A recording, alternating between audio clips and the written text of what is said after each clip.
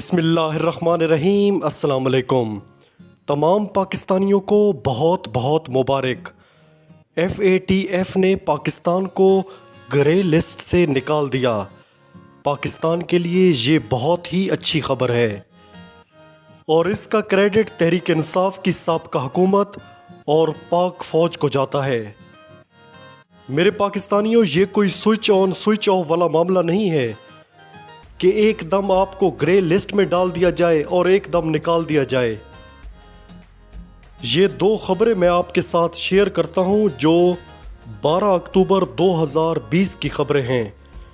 Parliament کے مشترکہ اجلاس میں FATF سے متعلق 3 بل منظور، اپوزیشن کا احتجاج۔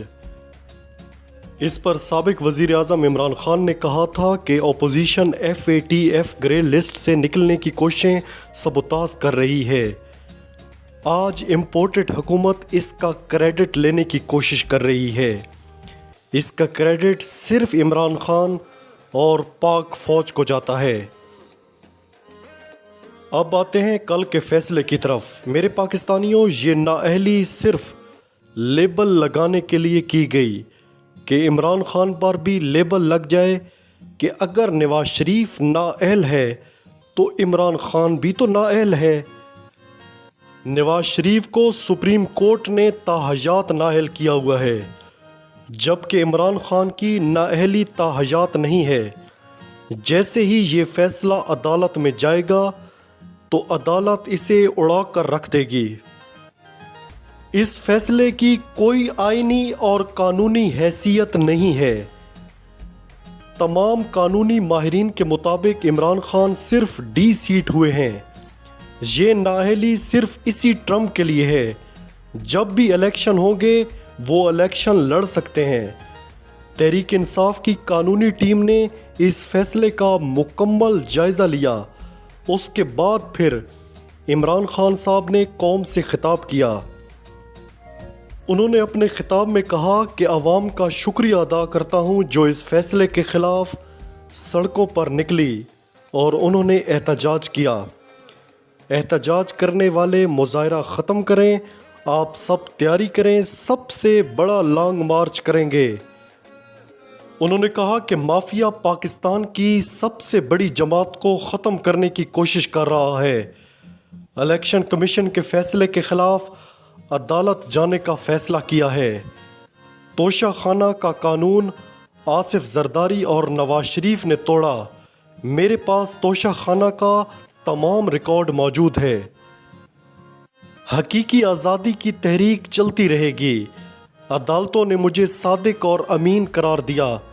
جب تک زندہ ہوں مافیا کا مقابلہ کرتا رہوں گا۔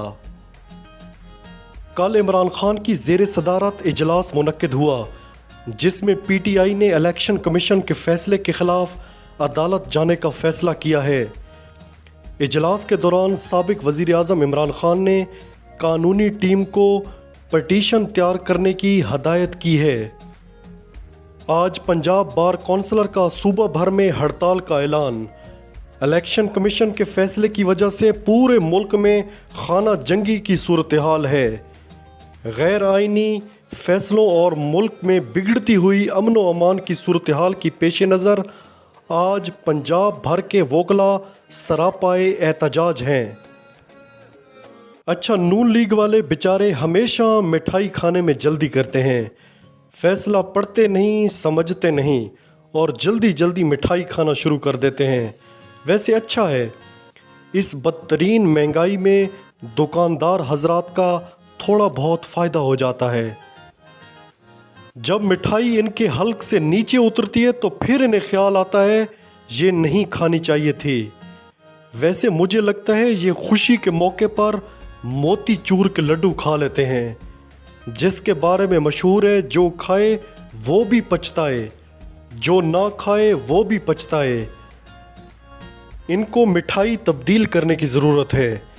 ایسی مٹھائی کھانے کا فائدہ کیا جس کے بعد پچھتانا پڑے۔